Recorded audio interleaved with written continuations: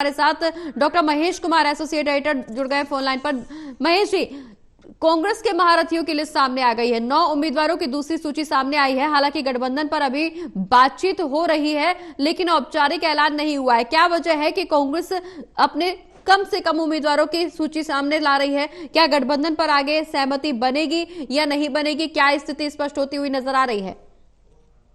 देखिए, भारतीय जनता पार्टी की टिकटों के ऐलान के साथ ही भूकंप की स्थिति का सामना भारतीय जनता पार्टी को करना पड़ा था। उसके साइड इफेक्ट्स को समझते हुए कांग्रेस पार्टी यहाँ फूंक फूंक कर कदम रखती हुई नजर आ रही है। पूरा एहतियात कांग्रेस पार्टी की तरफ से बरता गया है। पहली लिस्ट जो है बेहद सुरक्षित लोगों की जारी की गई थी, जिसमें रिस्क ना के बराबर था। और दूसरी लिस्ट जो मैं देख पा रहा हूँ, 9 सीटों पर यहाँ उम्मीदवारों का ऐलान कांग्रेस पार्टी की तरफ से किया गया। ये सीटें भी मैं कह सकता हूँ कि बहुत ज्यादा कहीं कोई मुकाबले की स्थिति नहीं थी, सिवाय अगर जिक्र किया जाए टोहाना विधानसभा क्षेत्र का, जहां पर देवेंद्र सिंह बबली टिकट के दावेदार थे कांग्रेस पार्टी में, लेकिन चूंकि वो कांग्रेस पार्टी छोड़ चुके थे और भारतीय जनता पार्टी के उम्मीदवार बन चुके हैं, तो कोई बड़ा मुकाबला यहाँ पर कांग्रेस पार्टी के लिए नहीं बनता हुआ नजर आ रहा था। तो टोहाना में पूर्व मंत्री जो कि हुड्डा की सरकार में कृषि मंत्री रहे थे परमवीर सिंह, एक बार फिर से कांग्रेस पार्टी ने उन्हें टिकट देकर चुनाव मैदान में उतारने का काम किया है। जिक्र टोहाना के बाद तोशाम सीट का करें तो तोशाम सीट पर यहाँ चूंकि किरण चौधरी जो है भारतीय जनता पार्टी का दामन थाम चुकी थी, राज्यसभा सांसद वो बन चुकी है, तो उनकी बेटी श्रुति चौधरी को चुनाव मैदान में भारतीय जनता पार्टी ने उतारा है। तो ऐसे में बंसीलाल परिवार की विरासत का जिक्र जरूर भिवानी जिले में हर बार हुआ करता है। राजनीति में चुनाव जब भी आते हैं, बंसीलाल परिवार की राजनीतिक विरासत का जिक्र यहाँ पर चलता है। तो ऐसे में यहाँ श्रुति चौधरी के सामने स्वर्गीय चौधरी बंसीलाल के ही दूसरे बेटे के जो पुत्र हैं, उन्हें चुनाव मैदान में उतारने का काम यहाँ पर किया गया। रणबीर महिंद्रा के बेटे चुनाव मैदान में यहाँ पर उतारे गए हैं। ये साफ तौर से कहा जा सकता है कि अनिरुद्ध चौधरी, अब श्रुति चौधरी अपनी चचेरी बहन को एक तरीके से चुनाव में मैदान में टक्कर देते हुए नजर आएंगे। तो बंसीलाल परिवार के सदस्यों के सामने ही बंसीलाल परिवार को ही यहाँ खड़ा करने का काम कांग्रेस पार्टी की तरफ से किया गया है। जिक्र अगर महम सीट का करें तो यहाँ पर राजनीति के धुरंधर आनंद सिंह डांगी, पूर्व विधायक, उनके बेटे को अब ये टिकट सौंप दी गई है। यानी राजनीति में कांग्रेस पार्टी अपने अच्छे वक्त को समझते हुए अगली पीढ़ी को विरासत सौंपती हुई नजर आ रही है।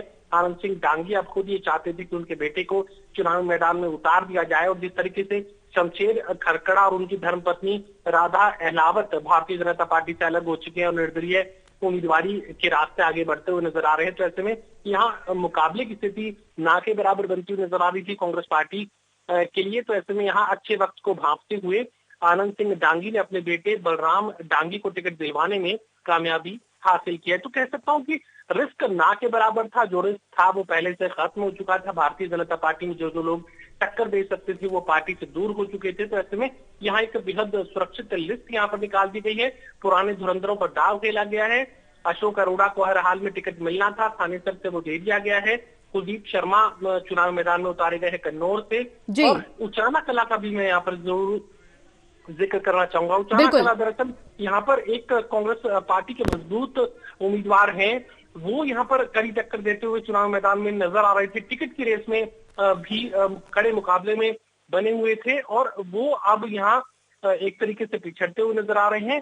और वीरेंद्र घोगड़िया दरअसल गांव का नाम है। वीरेंद्र घोगड़िया यहाँ पर जमीन पर भी काफी ज्यादा मेहनत करते हुए चुनाव में नजर आ रहे थे और चुनावी टक्कर में भी हुड्डा के खासम खास वो माने जा रहे थे। तो वीरेंद्र घोगड़िया कहीं ना कहीं टिकट की रेस में टक्कर देते हुए नजर आ रहे थे। उचाना विधानसभा सीट से, ये वही सीट है जहां से डेप्यूटी सीएम दुष्यंत चौटाला चुनाव मैदान में है। तो चौधरी बीरेंद्र सिंह के बेटे अब ब्रजेंद्र सिंह, जो कि पूर्व सांसद भी हैं इंचार्ज से, अब कांग्रेस पार्टी के साथ है और कांग्रेस पार्टी की टिकट हासिल करने में उचाना कला से ब्रजेंद्र सिंह को कामयाबी हासिल हुई है। तो ऐसे में अब वीरेंद्र घोगड़िया निर्दलीय चुनाव मैदान में उतर सकते हैं। जिस तरह की तैयारियां उनकी देखने को मिल रही हैं, तो यकीनन ये बात कही जा सकती है कि बेहद आसानी से यहाँ कांग्रेस पार्टी ये लिस्ट बना पाने में कामयाब हुई है। तो बहुत बड़ी चुनौती का सामना इस लिस्ट के जारी होने के बाद कांग्रेस पार्टी को नहीं करना पड़ेगा। इससे आगे वाली जो लिस्ट आएगी, यानी इससे चौथी जो कांग्रेस पार्टी की लिस्ट जारी की जाएगी, उस लिस्ट में सबसे बड़ा खतरा कांग्रेस पार्टी के लिए होगा। बिल्कुल महेश जी, हालांकि कांग्रेस की तरफ से बहुत ज्यादा कड़ी मशक्कत नहीं करनी पड़ेगी, क्योंकि सेफ खेलने की कोशिश कांग्रेस की तरफ से की जा रही है। शायद यही वजह है कि पहले सेफ साइड 32 उम्मीदवारों के नामों की घोषणा की गई जिनपे कोई भी विवादास्पद स्थिति नहीं थी, और अब 9 उम्मीदवारों को जो सामने रखा गया है वो भी मंझे हुए नेता यहाँ पर नजर आ रहे हैं। महेश जी, आपके पास फिर से आऊंगे। हमारे साथ देवेंद्र कथुरिया जी भी लगातार लाइन पर बने हुए हैं। देवेंद्र जी, आपसे चर्चा की शुरुआत करेंगे, लेकिन इस बीच अपने दर्शकों को एक बार फिर से 9 उम्मीदवारों के नामों को बता देते हैं कि कहां से कौन से उम्मीदवार को चुनावी मैदान में कांग्रेस की तरफ से इस बार उतारा गया है। नांगल चौधरी से मंजू चौधरी को उतारा गया है, गुरुग्राम से मोहित ग्रोवर, इसके अलावा थानेसर का बात करें तो वहां से अशोक अरोड़ा को चुनावी मैदान में उतारा गया है, उचाना कला से विजेंद्र सिंह को चुनावी मैदान में उतारा गया है, तो शाम से अनिरुद्ध को चुनावी मैदान में भेजा गया है। इसके अलावा टोहाना से परमवीर सिंह को चुनावी मैदान में उतारा गया है, तो शाम से अनिरुद्ध चौधरी, महम से बलराम डांगी, और इसके अलावा थानेसर से अशोक अरोड़ा, गन्नौर से कुलदीप शर्मा, उचाना कला से ब्रिजेंद्र सिंह, टोहाना से परमवीर सिंह, तो शाम से अनिरुद्ध चौधरी, महम से बलराम डांगी और नांगल चौधरी से मंजू चौधरी।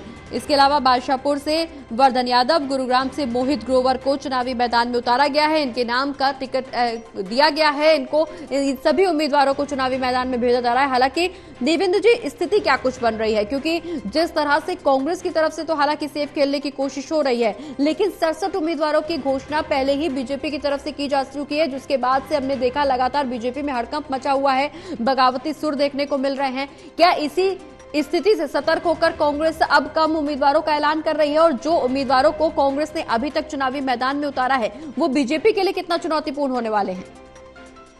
देखिए प्रगति, बीजेपी ने दरअसल पहले छोटी लिस्ट जारी करनी थी, ऐसा हो भी रहा था, लेकिन अचानक सीईसी की जो मीटिंग हुई थी सेंट्रल इलेक्शन कमेटी की बीजेपी की, वो सूची प्रधानमंत्री को दी गई थी। प्रधानमंत्री ने सूची को देखा, थोड़ा सा उनको नाराजगी भी उनकी सामने आई थी, उन्होंने सूची वापस भेजी थी कि आप मेगा सूची जारी करो, छोटी मत करो, मतलब बड़ा सोचो, आपका इंप्रेशन जाए कि बीजेपी हरियाणा में दो बार से सरकार चला ली है, उत्तर प्रदेश में सरकार है, केंद्र में तीसरी बार सरकार बनी है, प्रधानमंत्री नरेंद्र मोदी है, तो मोदी जी की सलाह, मोदी जी की जब सूची गई थी तो उन्होंने ये आदेश दिए थे कि इस सूची को बड़ा करो, छोटा मत करो, मतलब बड़ा आपका जो व्यू होना चाहिए, नजरिया बड़ा होना चाहिए। उसके बाद जो हरियाणा की स्क्रीनिंग कमेटी थी या सेंट्रल इलेक्शन कमेटी थी, उन्होंने एक साथ 67 उम्मीदवार घोषित किए थे, वो प्रधानमंत्री के दखल के बाद हुआ था।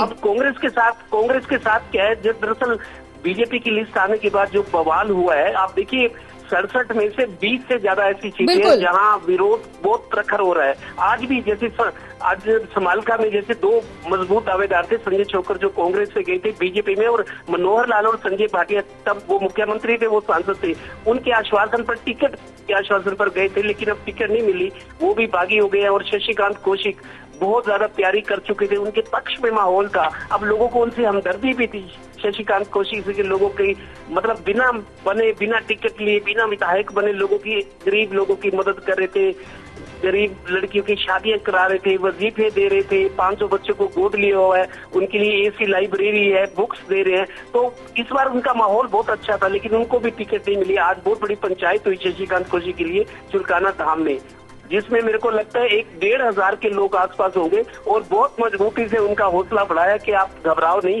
अब 11 तारीख को फैसला होगा। तो 67 में से बीजेपी की 20 सीटों पर आज बागी जो है वो ज्यादा सक्रिय हैं, वो परेशानी बने हुए हैं, शायद इसी वजह से अगली लिस्ट में नहीं आ रही।